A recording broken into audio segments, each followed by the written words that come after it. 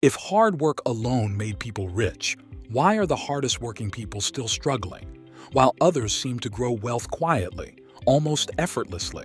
Here's a fact that most people never hear. Over 80 trillion will change hands globally in the next few decades through inheritance, investments, and ownership, not salaries. Yet almost everyone is taught to chase income, not accumulation. Nobody teaches you how wealth actually stays, grows, and multiplies over time. Schools teach math, jobs teach skills, social media teaches hustle. But wealth? That knowledge is passed quietly, privately, and selectively. In this video, you're going to learn the strategies that rarely make it into textbooks or motivational reels. These are not shortcuts. These are structural moves, invisible advantages, psychological edges. And one of the ideas near the end is the exact moment where most people finally understand why they've been working so hard and still feel behind. If you're ready to unlock your potential and achieve more, hit subscribe. We're dedicated to delivering actionable tips and real-life success stories. Let's start with the first truth that changes how you see money forever. Wealth is built by controlling timing, not effort. Many believe money is a reward for effort. Work more hours, earn more dollars. That logic feels fair, but it quietly caps your financial ceiling. Here's the part nobody explains. Wealth doesn't respond to effort the way income does. Wealth responds to when you place money, not how hard you work for it. Someone who invested $5,000 a year starting at 22 can end up with more than someone investing $20,000 a year starting at 35, not because they were smarter, because time did the heavy lifting. Time is the only asset you can't buy back, and yet people waste it trying to perfect income before learning accumulation. They wait for the right salary, the right moment, or the perfect knowledge, while compounding quietly passes them by. Why does it feel like you're earning more than ever, yet building less than expected? Because money that arrives late has to work exponentially harder to catch up. The shift happens when you stop asking, "How much can I earn this year?" and start asking, "What can I lock in today that grows without me?" This is why early ownership beats late intensity. And the scary part? Once you see this clearly, you'll realize how expensive waiting really is. Strategy 2. Wealth grows faster. When your lifestyle stays invisible. There's a silent tax nobody warns you about. It doesn't come from the government, it comes from visibility. The moment your income becomes visible, expectations rise, spending follows, pressure increases, and wealth slows down. People assume rich people spend more because they can. The truth is, the ones who stay rich are often the least obvious about it. They protect their margins by protecting their privacy. When lifestyle upgrades become public, they demand maintenance. A $1,200,000 car payment isn't just a number, it's a long-term obligation that competes directly with investing power. Here's something uncomfortable. Many people aren't broke because they earn too little. They're broke because their spending is designed for applause, not accumulation. The quiet shift is choosing internal validation over external signals. Wealth compounds best when nobody is watching. When your lifestyle doesn't scream success, your capital gets to work in silence. And silent money grows faster because it isn't busy proving anything. This idea connects deeply to the next one, because even invisible money can stall if it's parked in the wrong places. Cash feels calm, predictable, and drama-free. And that's exactly why it quietly sabotages your future. Here's the uncomfortable truth most people never hear. Money parked in savings isn't resting. It's slowly bleeding purchasing power while inflation eats away at your options, your freedom, and your retirement timeline. There's a sharp line in the psychology of money that says, wealth is what you don't see. Yet most people obsess over visible bank balances instead of invisible equity growth, dividend income, or long-term capital appreciation. The common mistake is confusing stability with progress. People hoard cash thinking they're being responsible, but years later, they're stuck, still working, still stressed, still wondering why their lifestyle didn't upgrade despite years of discipline. One friend saved aggressively for a decade, avoided the stock market completely, and realize too late that prices doubled while his money stood still. The fix isn't gambling or chasing hype. It's controlled exposure to productive assets. Keep emergency money liquid, but force the rest to work inside assets that grow, pay, and compound. Safety without growth is just slow financial erosion, and once you see that, you can't unsee it. Strategy 4. The way you categorize money decides how fast it grows. Most people believe money problems are about income, but the real issue starts much earlier, at how money is mentally organized.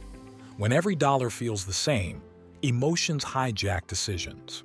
Long-term money gets touched for short-term comfort. Emergency money gets invested impulsively. Growth money gets spent casually. This is why progress feels unstable. Not because you're careless, but because your money doesn't know its purpose. Wealth grows faster when money is mentally separated before it's ever spent. Some dollars exist to grow quietly over years. Some exist to protect peace of mind. Some exist to create future opportunities when timing matters most. When these roles are mixed, confusion turns into regret. A simple question exposes everything. When money enters your life, do you already know its job? Or do you decide under pressure later? Pressure decisions almost always favor comfort over compounding. Once money has clear roles, discipline stops feeling like sacrifice. It becomes automatic. You don't debate, you execute.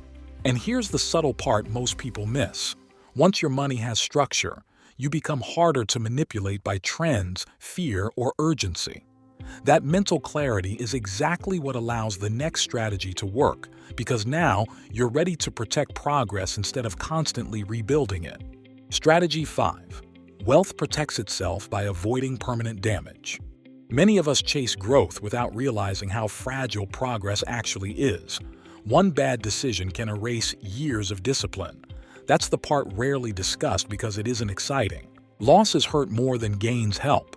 A $50,000 loss doesn't just remove money, it steals time, confidence, and momentum. Recovering from that requires far more energy than avoiding it ever did. This is why wealthy thinkers obsess over survival before growth. They aren't paranoid, they're precise. High-interest debt, emotional investing, chasing hype, over-leveraging. These aren't mistakes, they're traps. And traps don't announce themselves loudly. They appear reasonable in the moment. Wealth isn't built by never falling. It's built by never falling so hard that recovery becomes impossible. Once you shift your focus from "how much can I make" to "what could permanently set me back," decisions become calmer, slower, and smarter. And something unexpected happens next. Confidence grows. Because when downside is controlled, patience becomes natural. That patience unlocks a form of power most people never experience. Strategy 6. Financial power comes from having choices, not just cash. True wealth doesn't scream luxury, it whispers options. The ability to say no, the ability to pause, the ability to walk away. Most people feel trapped not because they lack money, but because their entire financial life depends on one fragile source, one paycheck, one role, one skill. When that source feels threatened, fear enters every decision. Fear makes people accept bad terms, delay growth, and settle for less than they're capable of. Wealth builders quietly reduce this pressure by building optionality, small streams, backup skills, flexible assets. Nothing dramatic, just resilience. Here's a powerful question. If your main income paused for 6 months, would you panic or adjust? Optionality turns panic into strategy. It gives your mind space to think clearly instead of reacting emotionally. And clarity changes everything. You stop chasing urgency. You stop grabbing short-term wins that damage long-term direction. When choices expand, confidence compounds. Strategy 7. Long-time horizons. Quietly separate the wealthy from the rest. Fortunes aren't built by speed, luck, or secret tactics. They're built by patience stretched over years, and that's what quietly creates distance between those who accumulate real net worth and those who stay stuck chasing quick wins. The uncomfortable reality is that people obsess over timing the stock market, hot trends, or short-term returns, while ignoring the most powerful multiplier available: duration. In the Almanac of Naval Ravikant, there's a line that hits hard. Compounding is not just a financial concept, it's a life philosophy. Yet, most people quit too early.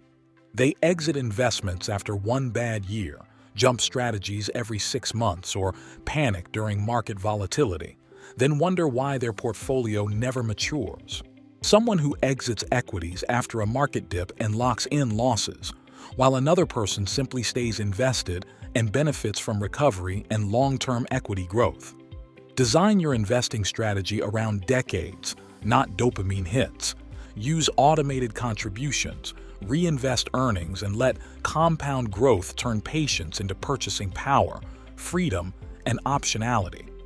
Long horizons don't feel exciting early on, but years later, they feel unstoppable. Strategy 8.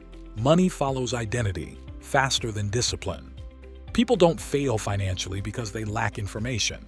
They fail because their self-image contradicts their goals. Someone who secretly believes they're bad with money will sabotage progress without realizing it. Missed opportunities, emotional spending, inconsistent execution. Wealth accelerates when your financial behavior aligns with who you believe you are becoming. Instead of forcing habits, identity reshapes them naturally. Here's a revealing question. Do your daily money decisions look like they belong to the future version of you or the past one? When identity shifts, consistency becomes effortless. You don't negotiate with yourself, you act in alignment. This is why sudden income often disappears. Identity hasn't caught up yet. Wealth builders upgrade identity first. They see themselves as allocators, owners, long-term thinkers. Behavior follows automatically. And once identity locks in, the next strategy becomes obvious because owners think very differently from consumers. Apply even a few of these ideas, something subtle but powerful will happen. You'll stop chasing, you'll stop comparing, you'll start positioning. Wealth won't feel distant anymore. It will feel mechanical, inevitable.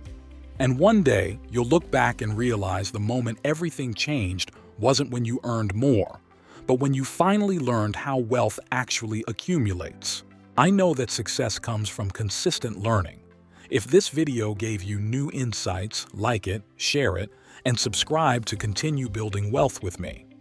If you're curious about 8 sacrifices the top 1% made to become wealthy, that's exactly what I cover in the next video. See you there.